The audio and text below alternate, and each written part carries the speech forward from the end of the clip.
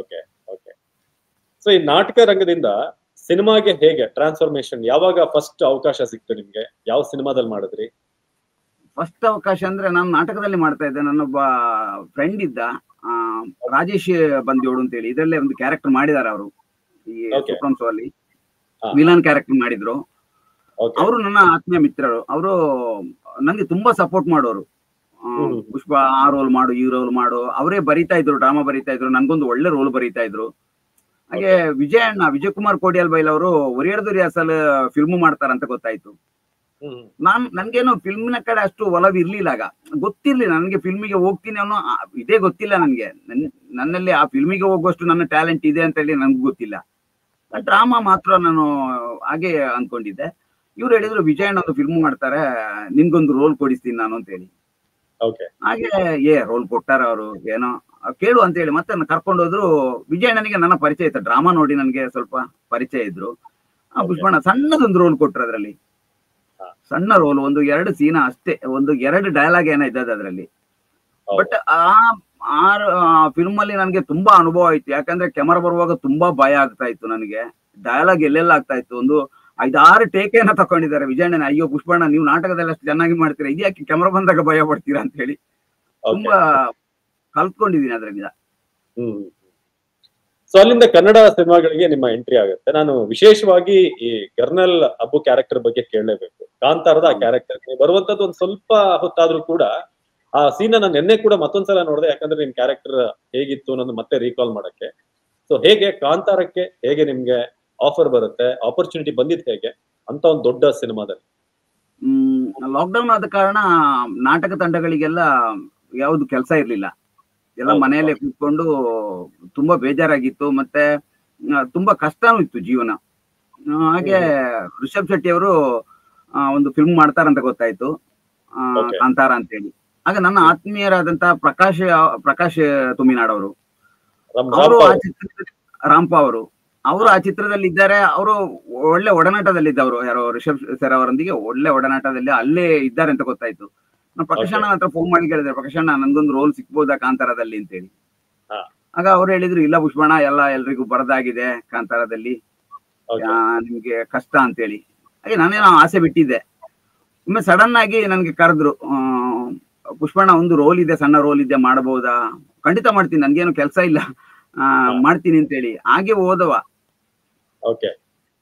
ಹಾಗೆ ಆ ರೋಲ್ ಸಿಕ್ಕಿದ್ದು. ರಿಷಬ್ ಅವ್ರು ಏನ್ ಎಕ್ಸ್ಪ್ಲೈನ್ ಮಾಡಿದ್ರು ನಿಮ್ಗೆ, ಏನ್ ಸೀನ್ ನಿಮ್ದು, ಏನ್ ಪಾತ್ರ ಅಂತ? ನಾನು ಅಲ್ಲಿಗೆ ಹೋದಾಗ ಅವರೊಂದು ಹೋಮ್ ಸ್ಟೇ ಅಲ್ಲಿ ಸ್ಟೇ ಆಗಿದ್ರು. ಅಲ್ಲಿ ತುಂಬಾ ಜನಗಳಿದ್ರು, ಎಲ್ಲ ಈ ವರ್ಕ್ಶಾಪ್ ಗೆ ಬಂದವರು ತುಂಬಾ ಜನರು. ಒಂದು 2 ದಿನದಲ್ಲಿ ಶೂಟಿಂಗ್ ಪ್ರಾರಂಭ ಆಗುತ್ತೆ. ನಾನು ಲಾಸ್ಟ್ ಮೂಮೆಂಟ್ ಹೋಗಿದ್ದು, ಯಾಕಂದ್ರೆ ನನ್ನ ರೋಲ್ ಬೇರೊಬ್ಬರಿಗೆ ಕೊಟ್ಟಿದ್ರು, ಕಾರಣಾಂತರಗಳಿಂದ ಅವಳಿಗೆ ಮಾಡ್ಲಿಕ್ಕೆ ಆಗುದಿಲ್ಲ ಅಂತೇಳಿ ನನ್ನನ್ನು ಕರ್ಸ್ಕೊಂಡಿದ್ರು. ಹಾಗೆ ನಾನು ಹೋದಾಗ ತುಂಬಾ ಜನ ಇದ್ರು, ಎಲ್ರು ಬ್ಲೂ ಚಪ್ಪಲ್ ಹಾಕೊಂಡು ತಿರುಗ್ತಾ ಇದ್ರು.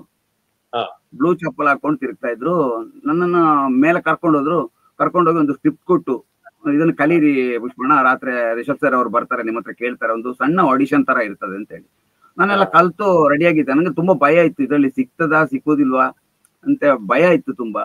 ಏನೋ ನಮ್ಮ ಗುರು ಸನಿಲ್ ಈಗ ಸನಿಲ್ ಗೌತಮ್ ಇದ್ದಾರಲ್ಲ, ಅವರು ತುಂಬಾ, ಇಲ್ಲ ಪುಷ್ಪಣ್ಣ ನೀವು ಮಾಡ್ತೀರಾ, ಖಂಡಿತ ಮಾಡ್ತೀರಾ, ಇದನ್ನ ಮಾಡಿ, ಭಯ ಪಡಬೇಡಿ ಅಂತ ಹೇಳಿ ತುಂಬಾ ನನ್ಗೆ ಸಪೋರ್ಟ್ ಮಾಡಿದ್ರು. ಹಾಗೆ ನಾನು ಕಲ್ತು ಪ್ರಕಾಶಣ್ಣ ಅಂತ ಕೇಳಿದೆ, ಅಲ್ಲ ಪ್ರಕಾಶಣ್ಣ ಅಲ್ಲಿ ಎಲ್ರು ಬ್ಲೂ ಚಪ್ಪಲ್ ಹಾಕೊಂಡಿದಾರಲ್ಲ ಯಾಕೆ ಅಂತ ಹೇಳಿ.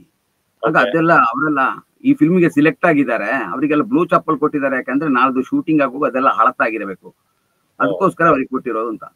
ಅಲ್ಲಿವರೆಗೆ ನನ್ಗೆ ರೋಲ್ ಸಿಕ್ಬೇಕು ಅಂತ ಹೇಳಿ ಹೋದವ, ಈಗ ಬ್ಲೂ ಚಪ್ಪಲ್ ಸಿಕ್ಬೇಕು ಅಂತ ಹೇಳಿ ನಾನು ತುಂಬಾ ಆಸೆ ಪಟ್ಟವ. ಅಲ್ಲಿ ನಂಗೆ ಬ್ಲೂ ಚಪ್ಪಲ್ ಸಿಕ್ಬೇಕೀಗ ಅಂತ ಹೇಳಿ. 11 ಗಂಟೆ ರಾತ್ರಿ ಆಗುವಾಗ ರಿಷಬ್ ಶೆಟ್ಟಿ ಅವರು ಬಂದು ಪುಷ್ಪಣ್ಣ, ನನ್ಗೆ ಪರಿಚಯ ಆಯ್ತು, ಹೇಳಿದೆ ಸರ್ಕಾರಿಯಲ್ಲಿ ನಾನು ಮಾಡಿದ್ದೆ ಅವರೊಂದಿಗೆ, ಸರ್ಕಾರಿ ಅದರಲ್ಲಿ ಒಂದು ಸಣ್ಣ ರೋಲ್ ಮಾಡಿದ್ದೆ. ಪುಷ್ಪಣ್ಣ ಹೇಗೆ ಕಲ್ತ್ರ, ಯಾವ್ದು ಮಾಡ್ತೀರಾ? ಜೈಲದ್ದು ಮಾಡುವ ಅಂತ ಹೇಳಿ. ಆಗ ಅಲ್ಲೇ ಒಂದು ಸಣ್ಣ ವರ್ಕ್ಶಾಪ್ ಮಾಡಿದೆ. ಇವರಿಗೆ ನಂಬರ್ ತಕೊಳ್ಳಿ, ಬ್ಲೂ ಚಪ್ಪಲ್ ಕೊಡಿ ಅಂತ ಹೇಳಿ. ಆಗ ಭರವಸೆ ಆಯ್ತಾ ನನ್ಗೆ ಈ ರೋಲ್ ಸಿಕ್ಕಿತ್ತು ಅಂತ ಹೇಳಿ. ನಿಜವಾಗಿ ನಾನು 4 ದಿನಕ್ಕೆ ಅಂತ ಹೇಳಿ ಹೋದವ. ಪ್ರಕಾಶನ ಕರ್ಸ್ಕೊಂಡದ್ದೇ 4 ದಿನ ಶೂಟಿಂಗ್ ಇಂದ, 24 ದಿನ ಡೇಟ್ ಕೊಟ್ರು ನನಗೆ. ಹಾಗೆ ನಾವು ಈಗ ಸೀನ್ ನ ರೀಕ್ರಿಯೇಟ್ ಮಾಡುವ.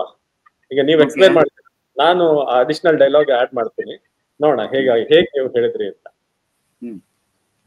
ಓಕೆ, ಹೇಗ್ ಸ್ಟಾರ್ಟ್ ಆಗುತ್ತೆ ಅಂದ್ರೆ ಫಸ್ಟ್ ನೀವು ಐಡಿಯಾ ಕೊಡ್ತೀರಾ?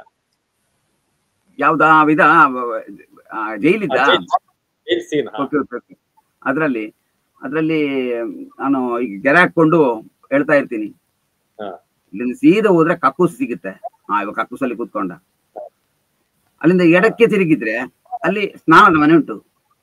ಅಲ್ಲಿಂದ ಸೀದಾ ಮುಂದೆ ಹೋದ್ರೆ ಒಂದು 15 ಫೀಟ್ ದೊಡ್ಡ ಗೋಡೆ ಉಂಟು. ನಾವೀಗ ಒಬ್ಬೊಬ್ರು 5-6 ಫೀಟ್ ಉದ್ದ ಇದ್ದೇವೆ. ನಾವು ಒಬ್ರ ಮೇಲೆ ಒಬ್ರ ನಿಂತು ಆಚೆಗೆ ಬಡಾಳ ಹಾರಿದ್ರೆ ಕ್ಲೀನ್ ತಪ್ಪಿಸ್ಕೊಳ್ಬಹುದು.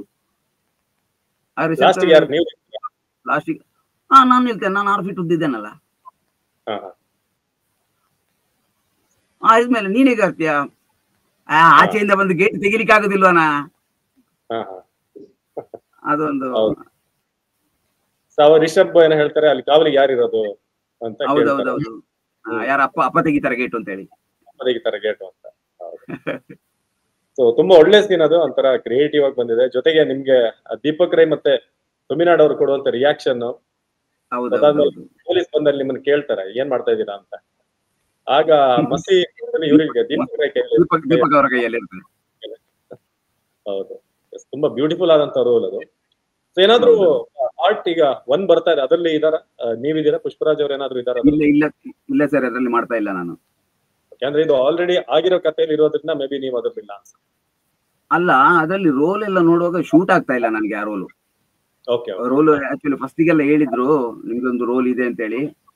ಅಲ್ಲಿ ಅಷ್ಟು ರೋಲ್ ಯಾರಿಗೆ ಕೊಡ್ಬೇಕು ಅಂತದ್ದು ರೋಲ್ ಶೂಟ್ ಆಗುತ್ತಾ ಇವರಿಗೆ ಅಂತ ನೋಡ್ಕೊಂಡೇ ಅವ್ರು ಕೊಡ್ತಾರೆ ಬಿಟ್ಟು ಏನೋ ನಮ್ ಪರಿಚಯದವರು ನಾವು ಮೊದ್ಲು ಫಿಲ್ಮ್ ಮಾಡಿದಾರೆ ಅಂತ ಹೇಳಿ ಕೊಡೋ ಹಂಗಿಲ್ಲ. ಆ ರೋಲಿಗೆ ಅವ್ರು ಶೂಟ್ ಆಗ್ತಾರ ಅಂತ ಹೇಳಿ ಕೊಡ್ತಾರಷ್ಟೇ. ಬಟ್ ನಿಮ್ಗೆ ಮೇಕಿಂಗ್ ಎಲ್ಲ ನಾನು ನೋಡ್ತಾ ಇದ್ದೆ, ಎಲ್ಲರೂ ಕೂಡ ನೋಡಿದ್ದಾರೆ. ಈಗ ಕರ್ನಾಟಕದ ಜನತೆ ಇನ್ನೊಂದ್ ಲೆವೆಲ್ ಹೋಗೋ ತರ ಇದೆ ನೆಕ್ಸ್ಟ್ ಪಾರ್ಟ್. ಈಗ ಫಸ್ಟ್ ಪಾರ್ಟ್ ಖಂಡಿತ ಅವ್ರೇನಾದ್ರೂ ಒಂದು ವಿಶೇಷತೆ ಇರಬಹುದು, ಅದರಲ್ಲಿ ಖಂಡಿತ ಇರಬಹುದು.